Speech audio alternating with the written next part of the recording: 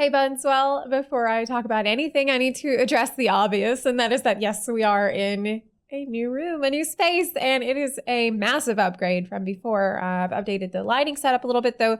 This is all very much a work in progress. I'm wanting to change the background, change the lighting, get a new camera, but you can already tell that it is better than before. So bear with me while I make these changes and you'll get to slowly see this room evolve. If I have time, I will make a short video where I just show you around this room. But for now, I wanted to talk about Digital Fanfest because it is happening very, very soon indeed. If you're brand new to Final Fantasy XIV, you might not know what the big fuss is about, like why Fanfest is something you really don't want to miss. And that is because, well, normally Fanfest would happen in person. It would be a physical event, a convention to go to. I don't know why I said it like that. Convention. It's like BlizzCon if you're coming from WoW, only I would say maybe more like how BlizzCon used to be back in the day. The Final Fantasy XIV staff will get up on stage and perform. The Primals is a band formed in part by the English localization lead and Soken, the composer, sound director for Final Fantasy XIV. So they're going to get up on stage and perform a concert. When I went to FanFest in 2019, I saw director-producer Yoshida get up on stage and sing in a kimono, and it was pretty sweet. And of course, they tell us about the upcoming expansion. They show us the CGI trailer and will tell us what the new jobs are going to be. Now, you might recall that at the announcement showcase that happened a few months ago, they did show us part of the CGI trailer. It's actually incomplete. The rest of the CGI trailer, which will undoubtedly show off the second new job, will be shown probably first thing, probably even before Yoshida starts talking for his keynote address on day one. And actually, I am going to be part of it this year. I will be officially part of FanFest, which is really crazy. You will see me on the official stream. More info about that in just a second. But for now, how do you not miss FanFest? Because there's a lot you want to not miss. Because of the pandemic, this is not going to be an in-person convention, and it's all happening online, and it is completely free to watch. You don't have to pay anything to enjoy all the announcements and things. It is happening on Friday, May 14th and Saturday, May 15th, starting at 6 p.m. PDT and going until 4 a.m. PDT on both days. Now, if you're in Europe, that means day one will start at 1 a.m. GMT on Saturday in the early wee hours of morning, and it will go until 11 a.m. GMT. So same thing for day two, of course, same times. I will link to the FanFest page in the description box down below so you can double check the schedule of events.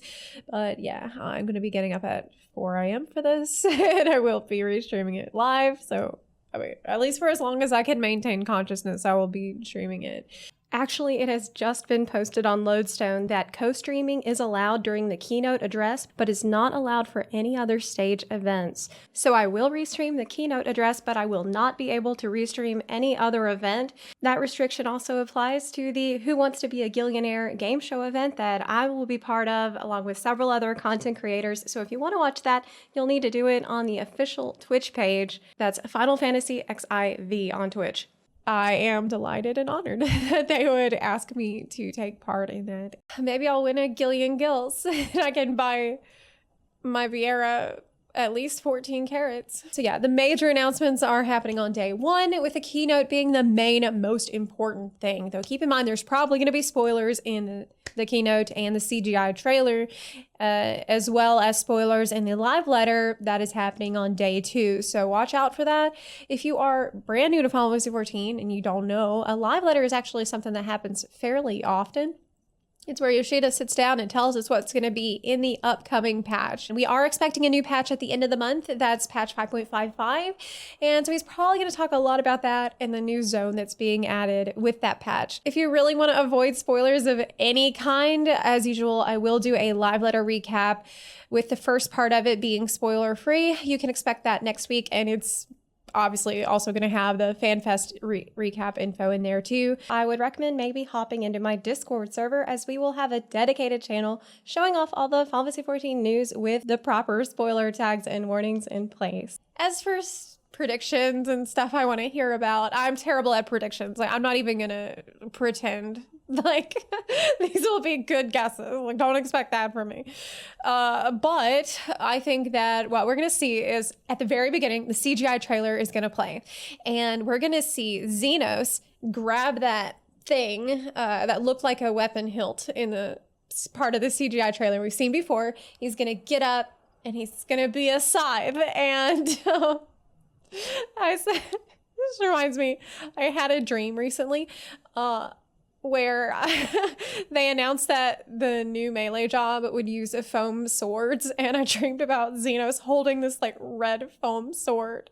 So I hope it's not that, but I think it'll be a scythe. I'm very much on the scythe bus. The shape of the scythe is like the shape of a crescent moon, so it would be thematic, like a Grim Reaper, like foretelling the end times and Endwalker. Like it makes a lot of sense. But I hope that in spite of all of that, like sort of goth imagery, it won't be super edgy thematically, because that's Dark Knight's stuff. Like, I would like the aesthetic to be maybe a little edgy. You can have a little edge as a treat, but I want it to be more unique and have something very special going for it. I don't know why. I realize that's very vague. Moon stuff, that would be fine. I think that the CGI trailer will also show us Sharlayan. I think Sharlayan is the next major city that they're going to announce and talk about. It makes a lot of sense with Sage. Like, I think Sage is a job from Sharlayan. If you look at the Sage trailer, it kind of looks like there's some Sharlayan architecture in this very dimly lit room that the Miqo'te is in. So I think that's where we're going, and I think it's going to be in the trailer. I think it's going to be the major city. I know that the other city, Razad Han, we saw in the announcement showcase, but I think that Sharlayan, that's going to be like the Crystarium of Endwalker. I hope that they announce data center travel coming sooner than 6.0. I feel like it definitely could happen in a patch preceding the expansion launch, because it would help them to test the feature and make sure that it's actually working. Nobody's character gets deleted when they try to transfer data centers. They might want to iron that out before the actual expansion launch. I think Data Center Visit has the capacity to transform the way a lot of people play the game and to revitalize a lot of content that's sort of niche, like Eureka, where you need to get a lot of people for it. Data Center Travel could make it possible to get more people that couldn't play together before. Of course, if you watch my previous video, you know that I care a lot about the state of Viera and Hrothgar, how they sort of feel unfinished currently. And so I would like to hear any kind of info about what their plans are for these races. I am not expecting male Viera or female Hrothgar. Like, I don't think that's reasonable. I think we would have heard about that by now. Although I don't expect male bunnies. I think we might possibly see a beast tribe type race of bunnies on the moon, kind of like these cute little bunnies that were in FF4.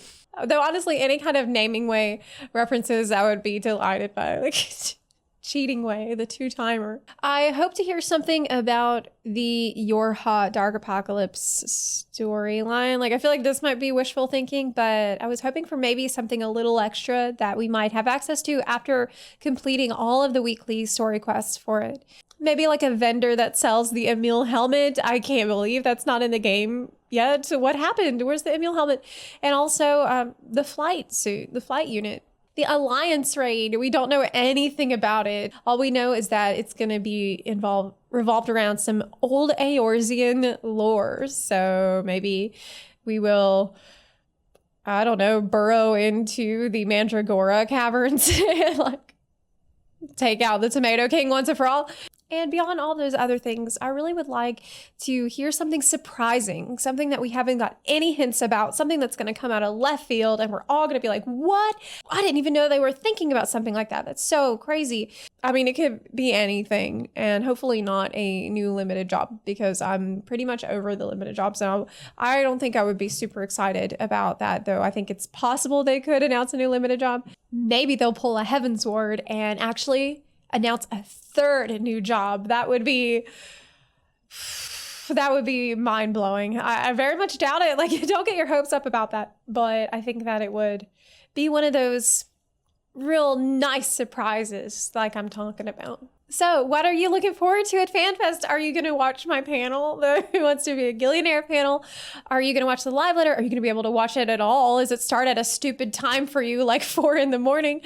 Let me know in the comments section down below. I can't wait to hear from you. And also, of course, let me know what you think about the very early phase of the new setup. I realized like the framing is all wrong and like it's definitely not where I want it to be yet, but it's a start and it's really exciting. It is an upgrade, and I just got to thank y'all so much for your support and helping make these upgrades possible. Buns, if you like this video, please consider supporting the channel on Patreon or on Twitch. You can also support the channel for free by clicking the subscribe button or by sharing this video with your fellow Warriors of Light.